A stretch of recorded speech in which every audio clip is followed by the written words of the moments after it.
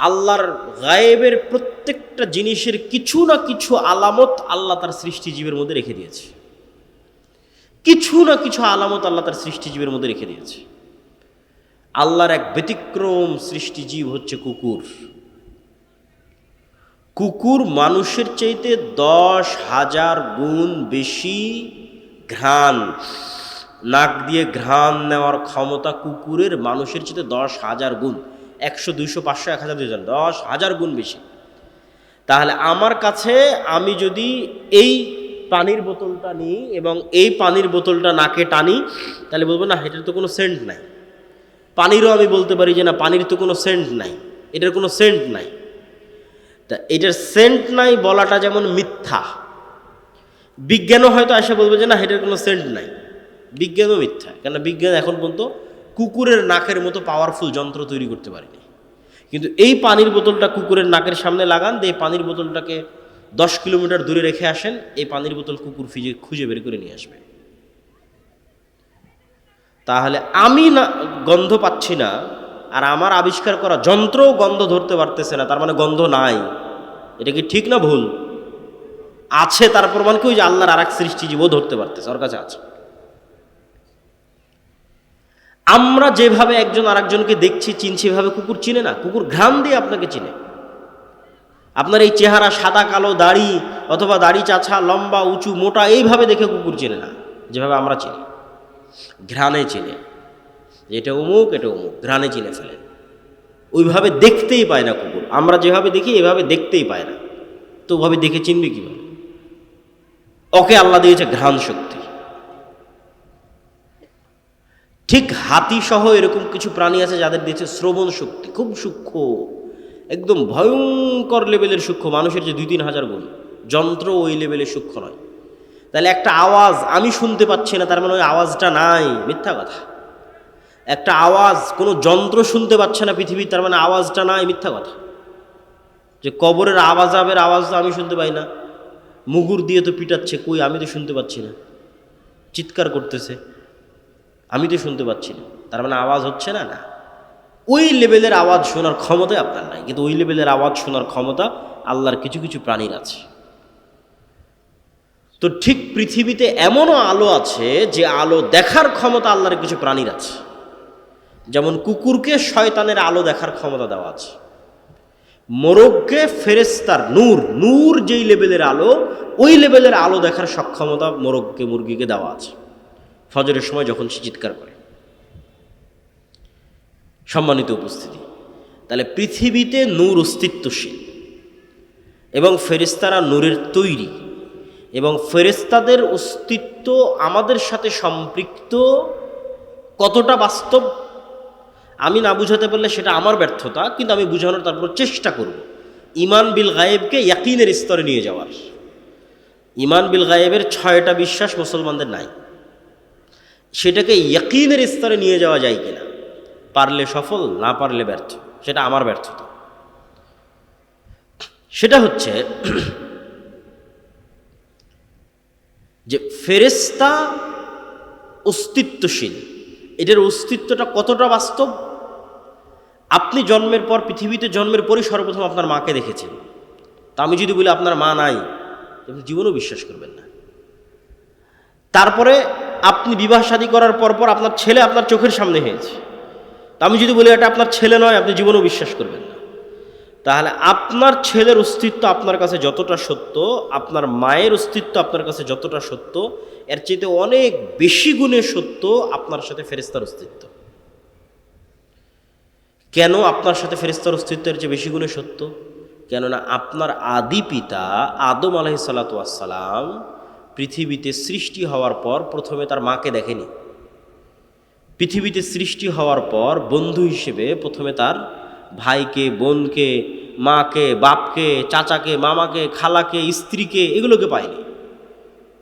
সৃষ্টি হওয়ার পর চোখ খুলে সর্বপ্রথম যদি দেখে থাকে তাহলে পৃথিবীর ভিন্ন জগতের 2 প্রাণীকে দেখেছে, একটার নাম ফেরেশতা আর একটার নাম জিন।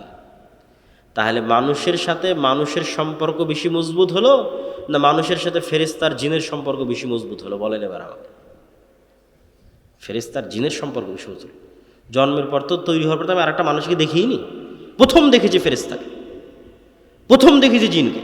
তাহলে আমার সাথে পৃথিবীর আর যে কারো অস্তিত্বের চাইতে, আর যে কোনো বন্ধুর চাইতে, আর যে কোনো ব্যক্তির চাইতে বেশি অস্তিত্বশীল, বেশি বাস্তব ফেরেশতার অস্তিত্ব। ওর দেখেই তো আমার যাত্রা শুরু। ওয়াইদ ক্বালা রাব্বুকা লিল মালাইকাতি ইন্নী জাইলুন ফিল আরদি খলিফা ক্বালু আতাজআলু ফিহা মান ইউফসিদু ফিহা ওয়া ইয়াসফিকুদ দিমা।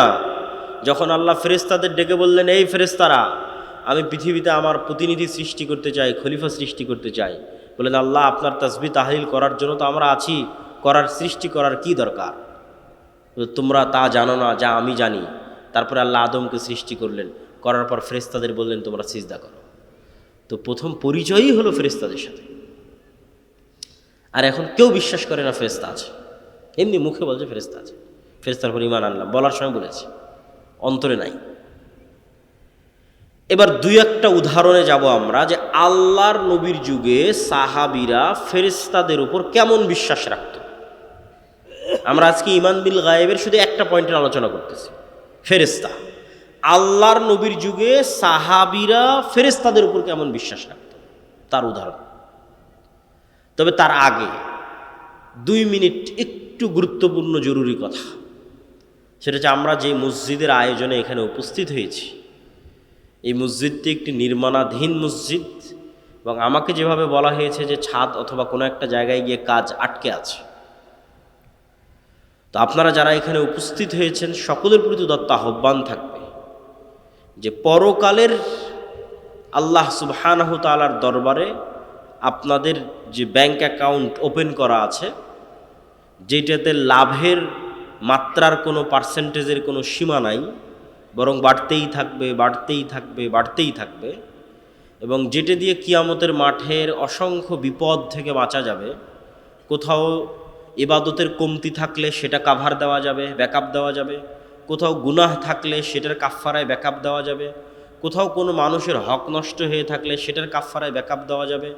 কিয়ামতের মাঠে যেহেতু কোনো মুদ্রা টাকা পয়সা থাকবে না, সেহেতু আগে থেকেই টাকা পয়সা পাঠিয়ে রাখা ভালো। তো আগে থেকে টাকা পয়সা পাঠানো থাকলে এবং আল্লাহ সেগুলোকে বাড়াতে থাকলে কিয়ামতের মাঠে বিপদের সময় এই পাঠানো টাকাগুলো কাজে লাগবে। ঠিক দুনিয়াতে যেমন জমানো টাকা বিপদের সময় কাজে লাগে, কিয়ামতের মাঠে জমানো টাকা বিপদের সময় কাজে লাগবে। তো কেউ যদি স্বেচ্ছাসেবকরা থাকে, যদি যায়, আপনারা সহযোগিতা করবেন। আমরা আমাদের বক্তব্য সামনে আগাই। মুহাম্মদ সাল্লাল্লাহু আলাইহি ওয়াসাল্লামের যুগে সাহাবীদের বিশ্বাস ফেরেশতার উপরে। খুব মজার মজার কয়েকটা ঘটনা আপনাদের সামনে বলবো, যেই ঘটনাগুলো একটা আরেকটার সাথে কানেক্ট করলে আপনি দেখবেন যে ফেরেশতা চরিত্র সাহাবীদের সামনে কেমন ছিল আর আমাদের সামনে কেমন। মজার মজার কয়েকটা ঘটনা। সাদ বিন মুআজ নামে এক বিখ্যাত সাহাবী, আউস এবং খাজরাজ গোত্রের নেতা, আনসারি সাহাবী, খন্দকের যুদ্ধে শহীদ হয়েছে। রাসূল সাল্লাল্লাহু আলাইহি সাল্লাম বলছে, সাদ বিন মুআজের জানাজায় ৭০,০০০ ফেরেশতা অংশগ্রহণ করেছে। জাবের রাদিয়াল্লাহু তাআলা আনহু উহুদের যুদ্ধে শহীদ হয়েছেন, জাবের রাদিয়াল্লাহু তাআলার পিতা। তো জাবের রাদিয়াল্লাহু তাআলা আনহু যখন তার পিতার মৃত্যুতে কাঁদছেন, তখন রাসূল সাল্লাল্লাহু আলাইহি সাল্লাম বলছেন, জাবের তুমি কাঁদছো, তোমার পিতার লাশ এই মুহূর্তে ফেরেশতারা ঘিরে রেখেছে, ছায়া দিয়ে রেখেছে, তুমি কাঁদিও না। হানজালা রাদিয়াল্লাহু তাআলা আনহু শহীদ হয়েছেন। তো হানজালা রাদিয়াল্লাহু তাআলা আনহু বাসর ঘর থেকে বের হয়ে গিয়ে যুদ্ধে অংশগ্রহণ করেছিলেন। তো সাহাবীরা তাকে ফরজ গোসল দেওয়ার জন্য গোসল দিবেন। রাসূল সাল্লাল্লাহু আলাইহি সাল্লাম বলছে, হানজালাকে গোসল দেওয়ার দরকার নেই, এই জন্য যে অলরেডি ফেরেশতারা তাকে গোসল দিয়ে ফেলেছে, ইতিমধ্যেই ফেরেশতারা তাকে গোসল দিয়ে ফেলেছে। এগুলো সব রাসূল সাল্লাল্লাহু আলাইহি সাল্লামের জীবদ্দশায় সাহাবীদের উপস্থিতিতে পরস্পরের কথায় কিভাবে ফেরেশতাদের কথাটা আসতেছে সেটার কিছু উদাহরণ। আব্দুর রহমান বিন আউফ রাদিয়াল্লাহু তাআলা আনহু বলছে যে আমি যুদ্ধ করছি, তো আমার দুই পাশে দুইজন সাদা পোশাকধারী ব্যক্তি খুব ভয়ঙ্করভাবে যুদ্ধ করতেছে। আমি এদের কোনোদিন মদিনাতে আগেও কোনোদিন দেখিনি, পরেও কোনোদিন দেখিনি। তো রাসূল সাল্লাল্লাহু আলাইহি ওয়াসাল্লামকে এই ঘটনা জানালে রাসূল সাল্লাল্লাহু আলাইহি ওয়াসাল্লাম বললেন, এরা ছিল জিবরাইল এবং মিকাইল, যুদ্ধ করার জন্য এসেছে। এক সাহাবী এক মুশরিককে আঘাত করার জন্য যুদ্ধের মাঠে তাকে তাড়া করতেছেন। আমি সংক্ষেপে বলে যাচ্ছি, শুধু বাংলা সংক্ষেপে বলতেছি। তাড়া করতেছেন, তো অদৃশ্য থেকে আওয়াজ আসলো, আকদিম ইয়া হাইজুম। আওয়াজ আসার পর এবার সাহাবী যখন তাকে হামলা করতে যাবে, তো দেখে ওই ব্যক্তি আগেই উল্টে পড়ে আছে এবং তার ক্ষত স্থান থেকে রক্ত বের হচ্ছে, আহত স্থান থেকে।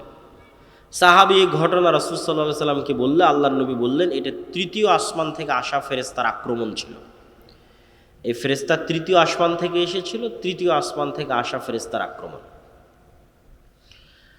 খন্দকের যুদ্ধ থেকে রাসূল সাল্লাল্লাহু আলাইহি সাল্লাম যখন খন্দকের যুদ্ধে বিশাল ঝড় হয়ে মক্কার কাফের মুশরিকরা সব পালিয়ে গেছে, 10,000 সেনাবাহিনী 1 মাস যাবৎ মদিনা ঘেরাও করে রেখেছিল।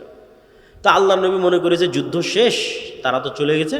উনি বাড়িতে এসে অস্ত্র রেখে 1 মাসের প্রচুর টেনশন গেছে, তার উপরে প্রচুর পরিশ্রম গেছে, খাদ্যের সংকট, যোগাযোগ বিচ্ছিন্ন, কষ্ট, পেটে পাথর বেঁধে রাখার যে ঘটনাগুলো, সেগুলো এখনকার। তো রাসূল সাল্লাল্লাহু আলাইহি ওয়াসাল্লাম অস্ত্র রেখে গোসল করতে গেছে। অস্ত্র বলতে তরবারি, তীর ধনুক। তো আয়েশা রাদিয়াল্লাহু তাআলা আনহা বলছেন, জিবরাইল এসে রাসূল সাল্লাল্লাহু আলাইহি ওয়াসাল্লামকে বলছে যে আপনি অস্ত্র রেখে দিয়েছেন, আমরা তো রাখিনি, তো তোমরা কেন রাখনি? তো বানু কুরাইজা, বানু কায়নুকা, বানু নজির, এই 3টে ইহুদি গোত্র যুদ্ধ চলা অবস্থায় আল্লাহর নবীর সাথে গাদ্দারি করেছে, অথচ এরা লিখিত চুক্তি করেছিল যে এরা গাদ্দারি করবে না, পক্ষে থাকবে। তো জিবরাইল বলছে এই সমস্ত গাদ্দারদের বিচার না করা পর্যন্ত যুদ্ধ শেষ হয়নি, আপনি এখনই বের হন, যুদ্ধ এখনো শেষ হয়নি। মক্কার কাফের মুশরিকরা চলে গেছে, কিন্তু এই গাদ্দারদেরও বিচার করতে হবে। ঠিক আছে, মুহাম্মদ সাল্লাল্লাহু আলাইহি ওয়াসাল্লাম বের হলেন সাহাবীদের সহ। এবার আনাস রাদিয়াল্লাহু তাআলা আনহু থেকে বর্ণিত, তিনি বলেন যে আমরা যখন বানু কুরাইজা, বানু কায়নুকা, বানু নজির গোত্রের দিকে আমাদের অভিযান পরিচালনা করার জন্য রওনা দিচ্ছি, তখন আমাদের আগে আগে আমরা উড়ন্ত ধুলা দেখতে পাচ্ছি, যে উড়ন্ত ধুলা জিবরাইলের অশ্বারোহী বাহিনীর উড়ন্ত ধুলা। আল্লাহু আকবার। সহিহ হাদিস, যে আনাস রাদিয়াল্লাহু তাআলা আনহু বলছেন আমরা আমাদের আগে উড়ন্ত ধুলা দেখছি, যে উড়ন্ত ধুলা জিবরাইলের অশ্বারোহী বাহিনীর উড়ন্ত ধুলা। একদিন রাসূলুল্লাহ সাল্লাল্লাহু আলাইহি ওয়াসাল্লাম বসে আছেন, একজন অপরিচিত ব্যক্তি হঠাৎ করে, আমি কিন্তু স্বেচ্ছাসেবক ভাইদের আহ্বান জানাবো যে আপনাদের যদি দানের কোনো পরিকল্পনা থাকে সেটা কিন্তু এখনই করে ফেলতে হবে, আমার বলার কথা কিন্তু হয়ে গেছে। তো একদিন রাসূলুল্লাহ সাল্লাল্লাহু আলাইহি ওয়াসাল্লাম বসে আছেন, একজন অপরিচিত ব্যক্তি মসজিদের মধ্যে প্রবেশ করেছে। ওমর রাদিয়াল্লাহু তাআলা আনহু বলছেন যে আমরা তাকে মদিনায় আগেও কোনো দিন দেখিনি, পরেও কোনো দিন দেখিনি, আর তার শরীরে সফরের কোনো আলামত নাই। আর এটা বিমানের সফর নয়, মরুভূমির সফর। আমি বিমানে ঢাকা থেকে এসে এখন আপনার এখানে পৌঁছেছি, তারপরেও একটু ঘামের আলামত আছে, একটু খাবার খেয়েছি বা কোথাও চলেছি, তার একটু ময়লা লাগার আলামত আছে। সফরে যে আছি তার আলামত আছে বিমানে সফর করার পর। আর ওই যুগের সফর মরুভূমির সফর, ঘোড়ায় হবে, উঠে হবে। তো এসে আল্লাহ নবীকে জিজ্ঞেস করছে ঈমান কাকে বলে, ইসলাম কাকে বলে, ইহসান কাকে বলে, কিয়ামত কখন হবে। সব উত্তর দেওয়ার পর আল্লাহর নবী বলছে জানো এটা কে ছিল? তো বলে না। তো বলে এটা জিবরাইল ছিল, তোমাদেরকে দিন শিখানোর জন্য এসেছিল। রাসূল সাল্লাল্লাহু আলাইহি ওয়াসাল্লাম বলতেছে আজকে আমার বাড়িতে জিবরাইল আসেনি। কেন আসেনি? তাহলে একটা ছবি থাকার কারণে। রাসূল সাল্লাল্লাহু আলাইহি ওয়াসাল্লাম বলতেছে যে আমাকে জিবরাইল বারবার মিসওয়াক করতে বলে, কেন আমার মুখের গন্ধে জিবরাইলের কষ্ট হয়। রাসূল সাল্লাল্লাহু আলাইহি ওয়াসাল্লাম বলতেছে তোমরা মসজিদে পেঁয়াজ এবং রসুন খেয়ে যেও না, কেননা পেঁয়াজ এবং রসুনের গন্ধে ফেরেশতাদের কষ্ট হয়। আপনি এগুলো সবগুলোকে যদি একদিনের চিত্র কল্পনা করেন, যে একদিনের চিত্র মনে করেন একদিনে এগুলো ঘটতেছে, তাহলে এবার বলেন যে খালিদ ইবনুল ওয়ালিদ, আমর ইবনুল আস, এরা যখন যুদ্ধ করতে গেছে রোমান এবং পারস্যদের বিরুদ্ধে, যখন রোমান পারস্যের ক্ষমতা এদের চেয়ে বেশি, তো এরা দুনিয়াবী শক্তি দিয়ে বিজয় অর্জন করবে এই আশায় যুদ্ধ করতে গেছে, না আল্লাহ সাহায্য করবে এই আশায় যুদ্ধ করতে গেছে? আল্লাহ সাহায্য করবে। ধরো চোখের সামনে দেখেছে ফেরেশতা যুদ্ধ করতেছে, স্বচক্ষে দেখেছে। আল্লাহ কোরআনে বলেছে আমি 5,000 ফেরেশতা অবতীর্ণ করেছি, 3,000 অবতীর্ণ করেছি, 1,000 অবতীর্ণ করেছি। বদর, উহুদ, খন্দক, হুনাইনের যুদ্ধে আল্লাহ ফেরেশতা অবতীর্ণ করেছে। কোরআনের আয়াত সাহাবীদের চাক্ষুষ চোখে দেখা যে ফেরেশতারা যুদ্ধ করতেছে। আর যার ইমানই দুর্বল ফেরেশতার অস্তিত্বের উপর, আল্লাহর শক্তি এবং ক্ষমতার উপর, পরকালের উপর, সে চিন্তা করবে যে না আমাকে মন্দির পাহারা দিয়ে ক্ষমতায় যেতে হবে। আর যদি ইমান বিল গায়েব মজবুত থাকে, তাহলে কোনোদিন সে আদর্শে কম্প্রোমাইজ করবে না। তাতে ক্ষমতা আসুক আর যাক, কেননা সে জানে যে মূল ক্ষমতা কার হাতে? আল্লাহর হাতে। এবং ফেরেশতার ওপর যদি ঈমান মজবুত থাকে, আল্লাহর ওপর যদি ঈমান মজবুত থাকে, এগুলো তখন সে বুঝবে। দেখেন রাসূল সাল্লাল্লাহু আলাইহি ওয়াসাল্লাম কি বলছে, যে দাজ্জাল 40 দিন পৃথিবীতে থাকবে। পৃথিবীর এমন কোনো শহর নাই, বন্দর নাই, নগর নাই যেখানে দাজ্জাল প্রবেশ করবে না। কিন্তু মক্কা এবং মদিনায় দাজ্জাল প্রবেশ করতে পারবে না। তো মক্কা এবং মদিনায় দাজ্জাল প্রবেশ করার চেষ্টা করবে না? করবে না? করবে না? করবে। রাসূল সাল্লাল্লাহু আলাইহি ওয়াসাল্লাম বলছে, প্রত্যেক যতবার দাজ্জাল মক্কা মদিনায় প্রবেশ করার চেষ্টা করবে, ততবার মক্কা মদিনার রাস্তায় উন্মুক্ত তরবারি হাতে ফেরেশতারা তাকে প্রতিরোধ করবে। আল্লাহু আকবার।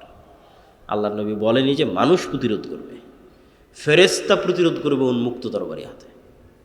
যে ফেরেশতার অস্তিত্বের প্রতি ঈমানই নাই, তো কেমনে আল্লাহর সাহায্যের আশা করবে যে না আল্লাহর সাহায্যে ফেরেশতা আসতে পারে? ঈমানই তো নাই, কেমনে আশা করবে? তখন চিন্তা করবে যে না আমাকে কম্প্রোমাইজ করতে হবে, আমি তো এটা না করলে ভোট পাবো না, ওইটা না করলে তো মানুষ সায় দিবে না, অতএব এটাই ছাড়, ওইটাই ছাড়, ওইটাই ছাড়। দিন শেষে ইসলামী বাদ, ইসলামী আর নাই। তো ঈমান বিল গায়েব, এর উপর ঈমান মজবুত হতে হবে। ঈমান বিল গায়েবের একটা বড় অংশ হচ্ছে পরকাল। পরকাল মানে মৃত্যুর পর পুনরুজ্জীবন। তো মৃত্যুর পর পুনরুজ্জীবনের আলোচনায় যাওয়ার আগে ফেরেশতার আলোচনায় আর দুইটা কথা। ফেরেশতার অস্তিত্ব যে আছে আপনি কেমনে বুঝবেন? ঠিক আছে ভাই, মানলাম, বিশ্বাস করলাম আপনার কথা আব্দুল্লাহ ভাই, যে নূর চোখে দেখি না, তাও নূর আছে পৃথিবীতে, আমার সাথে ফেরেশতা আছে, আমাদের এখানে সবার সাথে ফেরেশতা আছে, বিশ্বাস করলাম, কিন্তু তাও বাস্তব ইন প্র্যাকটিক্যাল লাইফ লিয়াতমাইন্না কলবি, অন্তরের প্রশান্তির জন্য বিশ্বাস বাস্তবে পরীক্ষা করে দেখতে চাই ফেরেশতা আছে কিনা। তো বাস্তবে ফেরেশতার অস্তিত্ব বোঝার একটা পরীক্ষা দিয়ে যায়, যাতে আপনি বুঝতে পারেন যে হ্যাঁ ফেরেশতা আছে। তো আমাদের যখন এসএসসি এবং এইচএসসি পরীক্ষা থাকতো, সকাল 8টা 10টার মধ্যে পরীক্ষা হলে ঢুকতে হবে, নিজের যে একটা টেনশন বা একটা তাড়া কাজ করতো, ঠিক যদি কারো ফ্লাইট থাকে, প্লেন থাকে, বিমান থাকে, ট্রেন থাকে, তাহলে ওটা ধরার জন্য যে প্লেনে তাড়া কাজ করে, একদিন ওই রকম নিয়ত করবে যে আজকে ফজর, বেশি দিন করতে পারবে, একদিন আজকে রাতে করতে পারবে। কীরকম নিয়ত? বিমানে ফ্লাইটে টিকিট থাকলে যেরকম নিয়ত করেন, পরীক্ষা থাকলে যেরকম নিয়ত করেন, ট্রেনের টিকিট থাকলে যেরকম নিয়ত করেন, ওই রকম নিয়ত যেন আজকে ফজরের 5টার সময় আজান দেবে, ফজরের সালাতে 5টার মধ্যে উঠতে হবে, নিয়ত শক্ত করে। এমনি ওই মনে করলাম যে ফজর উঠবো, চলো ফোনে অ্যালার্ম দিই, ওটার কথা বলি, ফোনে তো অ্যালার্ম দেওয়া লাগবে না, কেননা পৃথিবীতে কারা আছে? কারা আছে?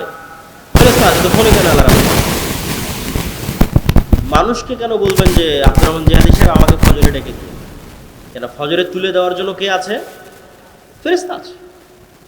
ফেরেশতা তো পৃথিবীতে আছে, মানুষকে কেন বলতে যাবেন যে আমাকে ফজরের বেলা উঠিয়ে দেবে? ফেরেশতা উঠিয়ে দেবে। এটা আপনি বাস্তবে প্র্যাকটিক্যাল পরীক্ষা করবেন যে ফেরেশতা আপনাকে উঠিয়ে দিচ্ছে কিনা, উঠতে পারছেন কিনা। কোনো মানুষকেও বলার দরকার নেই যে আমাকে ফজরে উঠাতে হবে, কোনো মোবাইলে অ্যালার্মের দরকার নাই যে আমাকে ফজরে উঠাতে হবে। তারপরে আপনি শক্ত নিয়তে ঘুমিয়ে যান এবং ঠিক রাসূল সাল্লাল্লাহু আলাইহি ওয়াসাল্লামের সুন্নাত অনুযায়ী ঘুমিয়ে যান। রাসূল কি বলছে? যে আপনার মাথার কাছে একজন ফেরেশতা পাহারাদার অবস্থায় থাকবে ফজর পর্যন্ত। তাহলে এখন আপনাকে ফজরে উঠিয়ে দেওয়ার দায়িত্ব ফেরেশতার। আল্লাহ সুবহানাহু ওয়া তাআলা এভাবেই পৃথিবী সেট করে রেখেছে।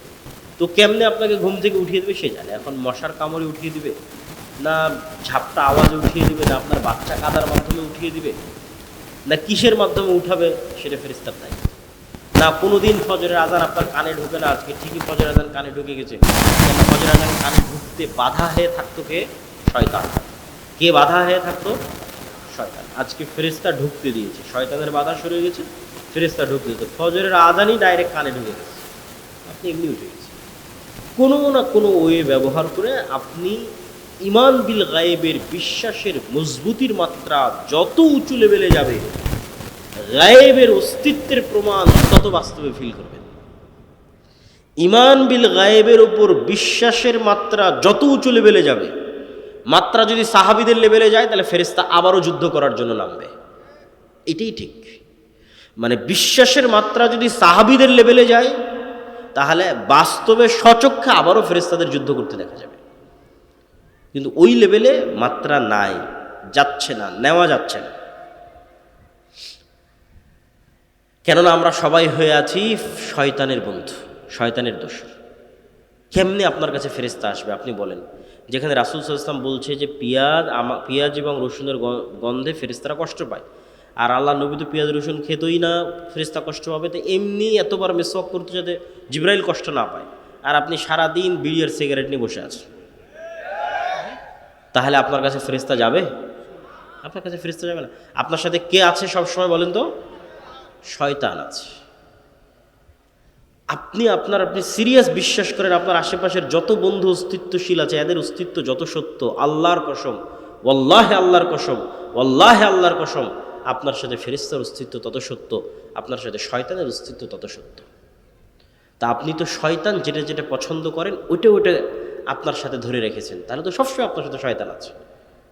আল্লাহ নবী বলছে যেই ঘরে ছবি মূর্তি আছে, যেই ঘরে কুকুর আছে, ওই ঘরে কে ঢোকে না? ওই ঘরে ফেরেশতা ঢোকে না। কেউ যদি কোনো ঘরে ঢোকার সময় বলে আসসালামু আলাইকুম, তাহলে ওখান থেকে কে পালিয়ে যায়? শয়তান পালিয়ে যায়। আর যদি আসসালামু আলাইকুম না বলে তাহলে শয়তান আরও ডাক দেয় যে আসো এখানে থাকো। তাহলে আপনার কাজের মাধ্যমে আপনি কাকে বন্ধু বানিয়ে রেখেছেন আপনি ভালো জানেন। ফেরেশতারা পবিত্রতা পছন্দ করে। কোনো একটা মানুষ যদি অজু ভাঙলেই উজু করে এরকমও যদি কোনো মানুষ পৃথিবীতে থাকে, তাহলে ওই মানুষ দুনিয়াতে থাকা অবস্থায় ফেরেশতাদের মতো স্বভাব অবলম্বন করতেছে, আছে দুনিয়াতে কিন্তু আসলে ফেরেশতা। কেননা ফেরেশতারা যেমন সবসময় পবিত্র ও পবিত্র। আর একজন পেশাব থেকে যত্ন নেয় না, কোথায় দাঁড়িয়ে পেশাব করছে, কোথায় পেশাব নিয়ে পানি নিচ্ছেন, তাহলে ওর সাথে সবসময় কে আছে? তাহলে ও কীভাবে হেদায়েত প্রাপ্ত হবে? আর ওর আন্দোলন মিছিলে আর কীভাবে আল্লাহর সাহায্য নেমে আসবে? আর ওর ভোটে কীভাবে আর ইসলাম বিজয় হবে? গায়েবের মদদ ছাড়া, কেন এটা আল্লাহর দিন, গায়েবের মদদ, অদৃশ্যে সাহায্য ছাড়া ইসলামের বিজয় সম্ভব নয়। দুনিয়ার লজিকে মুসা আলাইহিস সালাম কোনোদিন ফেরাউনের উপর বিজয় লাভ করবে না, সম্ভব নয়। গাজার মানুষের চেয়ে দুর্বল ছিল মুসা আলাইহিস সালাম, দুনিয়ার লজিকে বিজয় সম্ভব নয়। কিন্তু মুসার বিজয় সম্ভব হয়েছে আল্লাহর শক্তিতে, আল্লাহর ক্ষমতায়। পৃথিবীর সব নবী রাসূল যুগে যুগে যা হয়েছে সব আল্লাহর সাহায্য, আল্লাহর শক্তি, আল্লাহর ক্ষমতা, আল্লাহ তার ফেরেশতাদের সাহায্য করেছে। আর তাদের ইমানের মাত্রা ওই লেভেলে ছিল। তো ইমান বিল গায়েবের আরেকটা অংশ যেটা একটু না বললেই নয়, সেটা হচ্ছে পরকাল। এই পরকালের কথাটুকু বলে আমরা বক্তব্যের শেষের দিকে যাব। পরকাল মানে মৃত্যুর পর জীবিত হওয়া। আপনারা কোনোদিন দেখেছেন কোনো মৃত মানুষকে জীবিত হতে? একটু কথা বলেন, কোনো মৃত মানুষকে জীবিত হতে দেখেছেন? দেখেন। এখন যদি কোনো মৃত মানুষ কবর থেকে উঠে আসে বিশ্বাস করবেন? বিশ্বাস করবেন না, মনে হয় অবিশ্বাস। আচ্ছা, আজ থেকে 100 বছর আগে যদি আপনাকে বলা হতো যে আপনার কথা আপনি এখানে বলবেন আমেরিকায় শোনা যাবে, বিশ্বাস করতেন? বিশ্বাস করতেন না। ওমর রাদিয়াল্লাহু তাআলা আনহুর বিষয়ে একটা রেওয়ায়েত পাওয়া যায় যে উনি মসজিদে নববীর মেম্বারে বসে আওয়াজ দিয়েছেন, যুদ্ধের মাঠে গিয়ে সে আওয়াজ শোনা গেছে। ইরাকে সিরিয়ায় যুদ্ধের মাঠে আওয়াজ শোনা গেছে। তো এরকম যদি কেউ বলতে যে না এখানে আওয়াজ দিব আমেরিকায় শোনা যাবে, বুয়া কথা কোত্থেকে বলে, বিশ্বাস অসম্ভব। তো বিজ্ঞানের মাধ্যমে আমি মনে করি, আমার এই ধারণা ভুল হতে পারে, সায়েন্স অ্যান্ড টেকনোলজির মাধ্যমে আল্লাহ গায়েবের পর্দাগুলোকে সরিয়ে দিচ্ছে। বহুদিন যাবৎ এগুলো সব গায়েব ছিল, এই গায়েবের পর্দাগুলো সরে যাচ্ছে। কিয়ামত যত নিকটে আসবে গায়েবের পর্দা তত দ্রুত সরতে থাকবে। গায়েবের পর্দা সরতে সরতে সরতে সরতে কোন লেভেলে যাবে জানেন? পৃথিবীর সবচেয়ে বড় গায়েব যে মৃত মানুষ জীবিত হবে, এটাও মানুষ সচক্ষে দেখবে। এই দুনিয়াতে মানুষ সচক্ষে দেখবে যে মৃত মানুষ জীবিত হচ্ছে। কিয়ামত হওয়ার আগে, আমি কিয়ামত হওয়ার পরের কথা বলিনি। গায়েবের পর্দা অলরেডি সরা শুরু হয়ে গেছে। তো এই গায়েবের পর্দা সরতে সরতে সরতে সরতে সরতে সরতে সরতে সরতে ওই জায়গায় গিয়ে ঠেকবে যে মানুষ দেখবে মৃত মানুষ জীবিত হচ্ছে। তো মৃত মানুষকে জীবিত করা, আল্লাহ ডাল ভাত করার পরেই কিয়ামত দিবেন।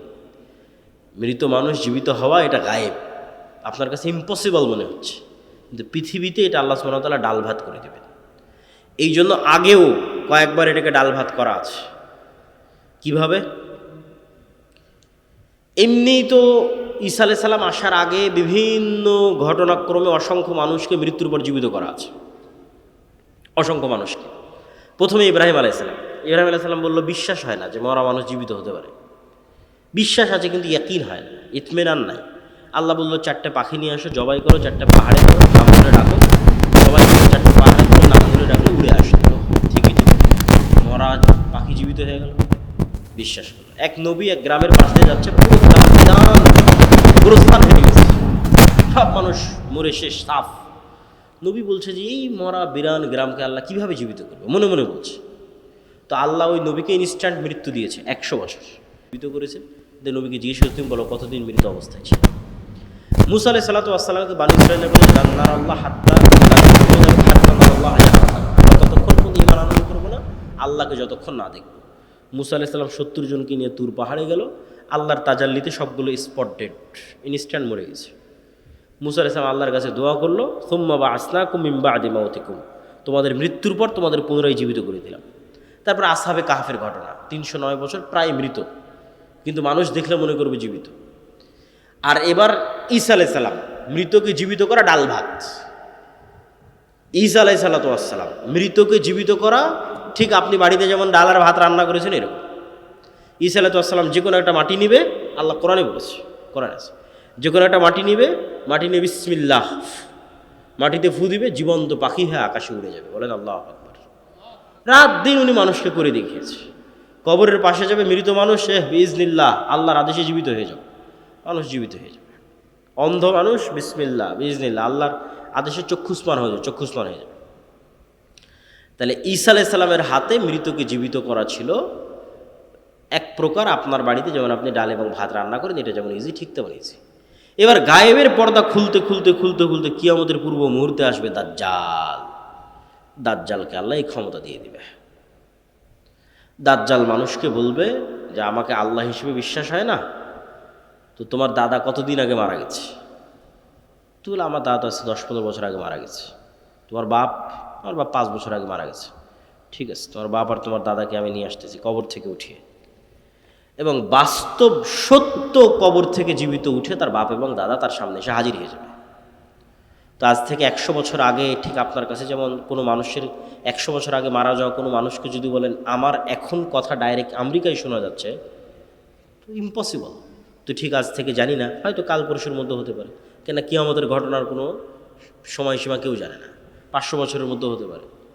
মানুষ দেখবে যে তার বাপ দাদা, তার আত্মীয় স্বজন, মৃত আত্মীয় স্বজন কবর থেকে জীবিত অবস্থায় উঠে আসতেছে। তো কিয়ামত ঘটার আগেই মৃত ব্যক্তিকে জীবিত করাকে ডাল ভাত বানিয়ে দেওয়া হবে মানুষের হাত দিয়ে। তাহলে আল্লাহ পারবে না মানুষকে জীবিত করতে? কি বলে? আরে একবার ঈসা আলাইহিস সালাম মৃতকে জীবিত করেছে, আর একবার দাজ্জাল মৃতকে জীবিত করবে, মানুষ মৃত মানুষকে জীবিত করবে। আল্লাহ পারবেন না মৃতকে জীবিত করতে? এই জন্য বলছি যে এগুলো গায়েবের পর্দা উন্মোচন হয়ে যাচ্ছে। আপনার কথায় আমার কথা এখন আমেরিকায় শোনা যাচ্ছে আর আল্লাহ শুনতে পাচ্ছেন না। আমার কথা অটোমেটিক সব রেকর্ড হয়ে থেকে যাচ্ছে, লাইভ হয়ে থেকে যাচ্ছে, দেখা যাচ্ছে, আর আল্লাহ সুবহানাহু ওয়া তাআলা পারবেন না? আমার ফিঙ্গারপ্রিন্ট দিয়ে মানুষ আমাকে অপরাধী হিসেবে ধরে ফেলতেছে, কারো ফিঙ্গারপ্রিন্টের সাথে মিলে না। আমি এখানে যদি এখন ছাপ দিয়ে চলে যাই, তাহলে এখানে যে আমি ছাপ দিয়েছিলাম এটা, এরপরে যদি কেউ ছাপ না দেয়, কালকে এটা ফরেন্সিক রিপোর্ট করলে বের হয়ে যাবে যে ওই আবদুল্লাহর পাসপোর্টও এখানে ছাপ দিয়েছিল। তাহলে এই হাতের মধ্যে এমন কি আছে, যদি আল্লাহ কিয়ামতের মাঠে যদি বলে যে হ্যাঁ এই হাত কথা বলো, এগুলো সবগুলোর মধ্যে সেভ হয়ে আছে। কোনো কিছু পৃথিবী থেকে হারায় না, কোনো কিছু হারাচ্ছে না। হিসাব আল্লাহ সুবহানাহু ওয়া তাআলার হিসাব নেওয়া এবং পুনরায় পরকাল বাস্তবায়ন করা এত সহজ, এত বাস্তব। সম্মানিত উপস্থিতি, তাহলে ঈমান বিল গায়ব যখনই আপনি বিশ্বাস করে নেবেন যে হ্যাঁ পরকাল ঘটবে, না ঘটে গেছে, মরব না মরে গেছে, তাহলে এবার জীবনের সিদ্ধান্ত নেওয়া সহজ হবে। যে কোনো ইসলামী দল যখন মনে করে নেবে যে না আমরা সবাই শহীদ হয়ে গেছি, আমরা সবাই মারা গেছি, কেন এই জীবনের তো কোনো মূল্য নাই ইসলামের দৃষ্টিতে। আল্লাহ, মৃত্যু মানে আল্লাহর সাথে সাক্ষাৎ। তো যখনই আপনি পরকালকে অতীত ধরে নেবেন, তখন আপনার সব সিদ্ধান্ত দেখবেন সঠিক সিদ্ধান্ত নিচ্ছেন, বিজয় দ্রুত আসতেছে।